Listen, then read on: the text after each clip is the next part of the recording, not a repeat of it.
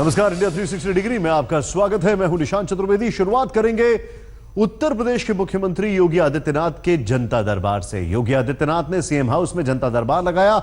शिकायत करने वालों में सभी तरह के लोग शरीक थे। मुख्यमंत्री योगी के पहले जनता दरबार की तस्वीरें आपके सामने।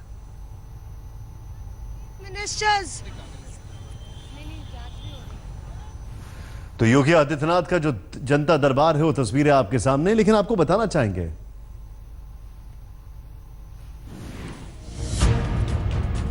5 कालिदास मार्ग यानी यूपी के मुख्यमंत्री का सरकारी ठिकाना।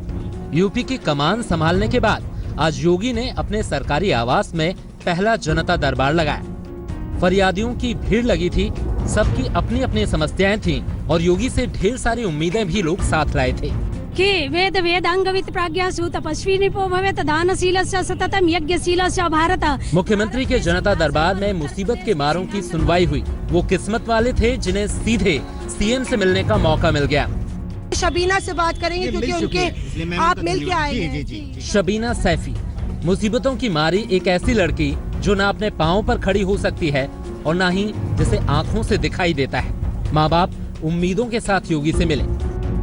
शबीना से बात करेंगे क्योंकि उनके आप मिल के आए हैं। शबीना मुख्यमंत्री जी के लिए बोलिए। मैं मुख्यमंत्री जी को बहुत बहुत धन्यवाद करती हूँ और उनका बहुत आभार मानती हूँ कि उन्होंने मुझे बहुत अच्छे से सुना, मेरी समस्या को बहुत अच्छे से सुना और मुझे आश्वस्त किया कि वो मेरे लिए कुछ न कुछ करेंगे। 11 महीने की अपनी मासूम बेटी अनादिया को गोद में लिए शबरीन के दिल में अब बड़ा सुकून है। हाथों में शौहर की तस्वीर है जिसने बेटी के होने के बाद इन्हें मार पीट कर घर से निकाल दिया। शबरीन अपने भाई और चाचा हनीफ मोहम्मद उर्फ छोटे मियां के साथ लखनऊ पहुंची। योगी से मुलाकात हुई। योगी ने उन्हें उचित कार्रवाई का भरोसा दिलाया। शादी के बाद मुझे कार मांगी थी मेरे ससुराल वालों ने। मेरे पिता साहब बहुत मतलब गरीब थे, उनके पास इतना इंतजाम नहीं था कि वो मुझे गाड़ी देते। उसके बाद यही चलता रहा। उसके बाद में जब मेरी बेटी की पैदाइश हुई, बेटी की पैदाइश हो जाने के बाद में मुझे हमारे हस्बैंड ने मुझे एक तलाक दे दी और मुझे घर से निकाल दिया। रामकिशोर बाबा बनारस से आए हैं। इनका दर्द ये है कि इनकी जमीन कब्जा ली गई है। समस्या है 60 एकड़ जमीन पर हम लोग मुकदमा लड़ रहे हैं। सभी कलनाजरों ने कब्जा करके रखे हैं और 28 बीघा जमीन हम लोगों का खारिज हो चुका है, जिनमें कि हम लोगों को कब्जा नहीं मिल रही है। बाराबंकी की नूरजहां के शौहर अब इस दुनिया में नहीं रहे। 4 बेटियां हैं। सबसे बड़ी बेटी की 9 अप्रैल को शादी है। पैसे नहीं हैं शादी करने के लिए। योगी से मदद की आस में ये भी जनता दरबार में आई हैं। मुख्यमंत्री जी, हमारे पास व्यवस्था नहीं। हमारे लड़की को 9 तारीख को शादी है और हम नेहरू कॉलोनी में रहते हैं किराए के ऊपर जी।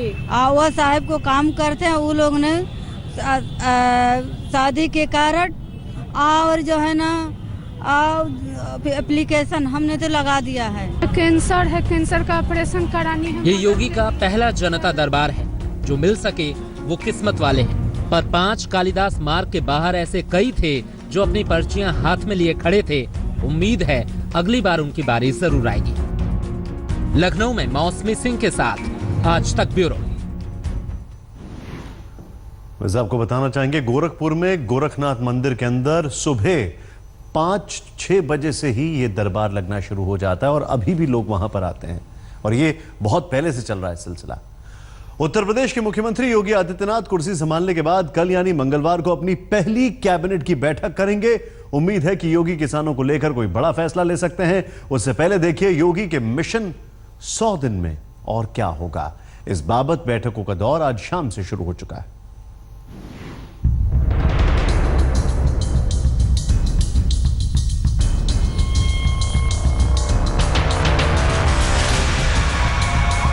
योगी राज में एक के बाद एक फैसलों की झड़ी लगी है। इन 16 दिनों में यूपी में बदलाव की बयार आ गई। वादे के मुताबिक अवैध बूचड़खानों पर ताले जड़ दिए गए। एंटी रोमियो स्क्वाड ने मंचलों को मैदान छोड़ने पर मजबूर कर दिया। अफसरों में ऐसा हड़कंप मचा कि क्या कहने। कमोबेश हर दिन नए फैसले लिए गए। पब्लिक ने खूब ताली बजाई। अब 16 दिन बाद योगी राज की पहली कैबिनेट बैठक कल होने वाली है। हर खासवाम की नजरें टिकी हैं कि पहली कैबिनेट की बैठक में योगी क्या फैसला लेते हैं, किसे राहत मिलती है और कौन रोता है। प्रधानमंत्री मोदी के चुनावी वायदे को जमीन पर उतरने की उम्मीद लगाए बैठे यूपी के किसानों का इंतजार खत्म हो सकता है। लखनऊ से आ रहे संकेत यही हैं कि कैबिनेट की पहली ही बैठक में योगी आदित्यनाथ किसानों की कर्ज माफी का बड़ा फैसला कर सकते हैं। कर्ज माफी का दायरा क्या होगा? क्या पूरा का पूरा कर्ज माफ होगा या फिर टुकड़ों में वादे पूरे होंगे? इन तमाम सवालों के जवाब फिलहाल तय नहीं है। हाँ, इतना जरूर तय है कि पहली बैठक से कर्ज माफी की शुरुआत हो जाएगी। किसानों को राहत के साथ साथ योगी और भी कई बड़े फैसले ले सकते हैं। मसलन बुंदेलखंड विकास बोर्ड का गठन, पूर्वांचल विकास बोर्ड का गठन, अक्टूबर 2018 से 24 घंटे बिजली, बेटी के जन्म पर 50,000 का विकास बॉन्ड, बेटी के 21 साल पूरे होने पर 2 लाख, मेडिकल एम्बुलेंस सेवा में विस्तार, असंगठित मजदूरों को 2 लाख का बीमा, गन्ना किसानों के बकाये का भुगतान, अवैध बूचड़खाने पर सजा का प्रावधान। कर्ज माफी के फैसले के साथ ही योगी आदित्यनाथ ने नए यूपी की तरफ कदम बढ़ा दिए हैं। उस यूपी की तरफ जिसका विस्तार न्यू इंडिया के तौर पर सामने आएगा। सरकार का लक्ष्य है कि 100 दिनों के अंदर यूपी में लोग बदलाव महसूस करें। कुमार अभिषेक, लखनऊ, आज तक। और हमें यह नहीं भूलना चाहिए कि अपने चुनावी वादों और भाषण में प्रधानमंत्री ने क्या कहा था। प्रधानमंत्री ने कहा था कि अगर देश को बदलना है तो सबसे पहले उत्तर प्रदेश को बदलना होगा। अब बात यूपी में शराबबंदी की उठती मांग से। यूपी में शराबबंदी को लेकर जगह जगह महिलाओं ने विरोध प्रदर्शन शुरू कर दिया है। शहर शहर महिलाएं सड़क पर आकर शराब की दुकानों पर धावा बोल रही हैं, शराब की बोतलें तोड़ रही हैं। कई जगह ये तो पुलिस के सामने ही हो रहा था।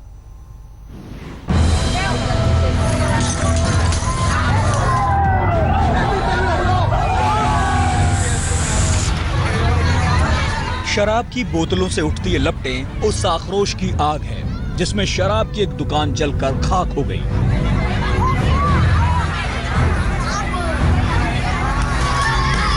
मुरादाबाद में हाल ही में खुली शराब की दुकान पर महिलाएं, युवा और बच्चे लाठी डंडे लेकर चढ़ बैठे।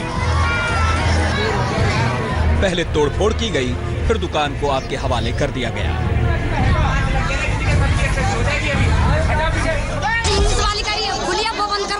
और जेवाली भी बंद कराएंगे हम नहीं खुलेंगे घरों में। नशे के खिलाफ मुरादाबाद की आंच हापुड़ तक पहुंच गई। पुलिस की मौजूदगी में ही अंग्रेजी शराब के ठेके पर महिलाओं ने हल्ला बोल दिया। पहले दुकान में तोड़फोड़ की, फिर देखते ही देखते शराब का ठेका आग के हवाले कर दिया गया।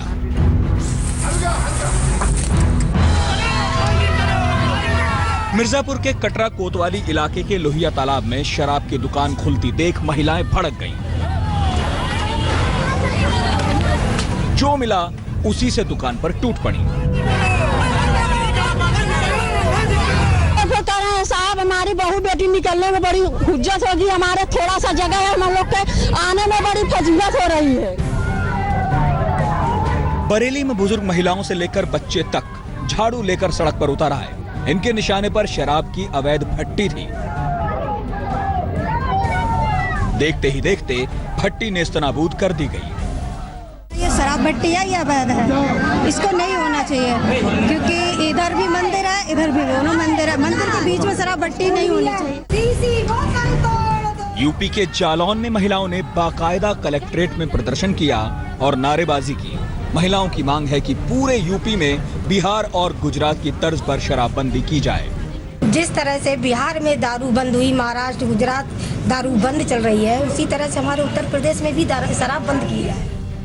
अब सवाल उठता है कि क्या अवैध बूचड़खानों में तालाबंदी के बाद योगी राज में शराबबंदी का भी फैसला लिया जाएगा?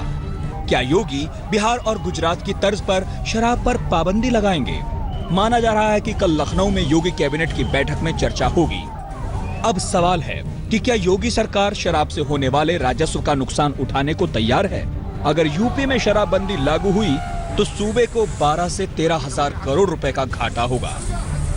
लखनऊ से कुमार अभिषेक के साथ शिवपूजन झा, आज तक। सुप्रीम कोर्ट ने देश के तमाम हाईवे के 500 मीटर के दायरे में शराब की बिक्री पर रोक लगा दी है। इसका नतीजा यह निकला कि शराब की दुकानें हाईवे पर तो बंद हो गई, लेकिन आबादी के इलाकों में खुलने लगी। जाहिर है लोगों ने इसका विरोध करना शुरू कर दिया है। सुप्रीम कोर्ट के आदेश का काट निकालने की भी कोशिश हो रही है। खुद देखें आपकी रिपोर्ट।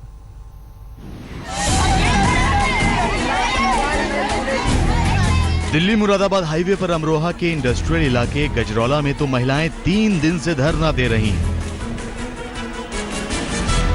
महिलाओं की नाराजगी इस बात पर है कि हाईवे से हटाई जा रही शराब की दुकानें अब आबादी की ओर आ रही हैं। शिकायत भी की गई लेकिन कोई सुनवाई नहीं हुई। अगर दुकान खुलती तो बहुत ज्यादा हंगामा होगा। हम यहाँ से धरने पे से हट नहीं सकते। जाम कर देंगे। अपने बच्चों को भी लेकर ही सड़क पर जाम लगा देंगे। जाम कर देंगे। दरअसल पिछले साल 15 दिसंबर को सुप्रीम कोर्ट ने एक बड़ा फैसला लेते हुए देश के तमाम राष्ट्रीय राजमार्गों और स्टेट हाईवे से 500 मीटर तक शराब की दुकानें हटाने का फैसला सुनाया था। अब कोर्ट के कड़े रुख के बाद राज्य सरकारों ने हाईवे के आसपास 500 मीटर के दायरे में शराब की दुकानों को बंद करना शुरू कर दिया। शराब की दुकानें आबादी के बीचों बीच तेजी से खुलने लगी। अब पूरे देश में लोग इसका विरोध कर रहे हैं। यूपी में महिलाओं के विरोध की एक बड़ी वजह ये भी है।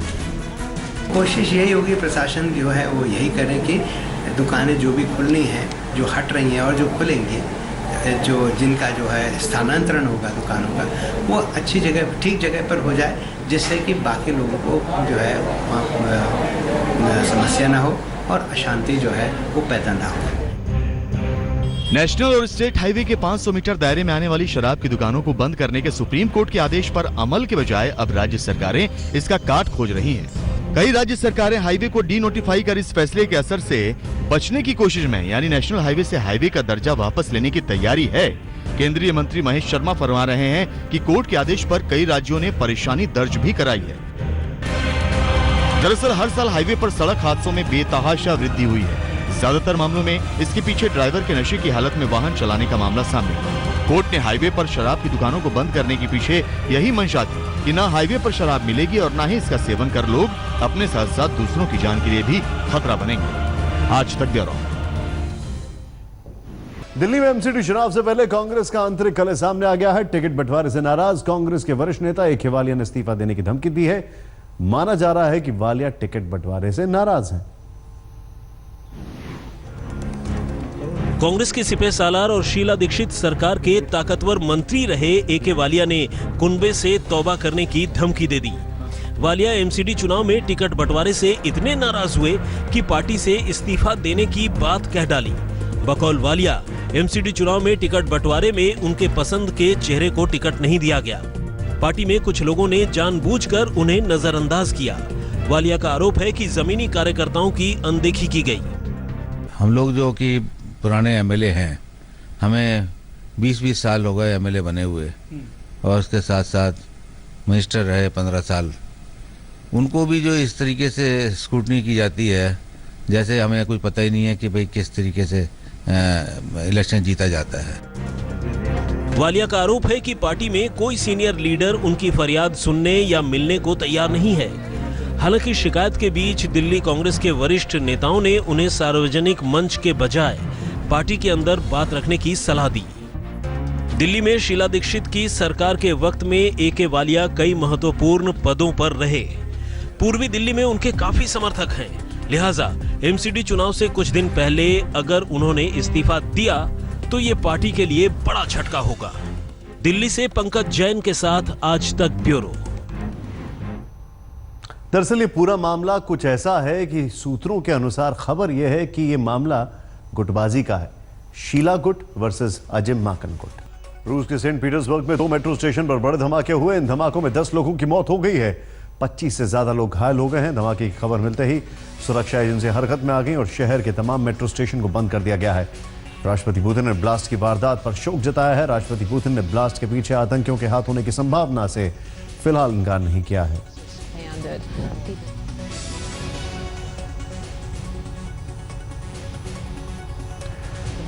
इस धमाके से वो दुखद यादें ताजा हो गई जो 2006 में मुंबई में सीरियल ब्लास्ट हुए थे लोकल ट्रेन के अंदर। देखते रहिए आज तक।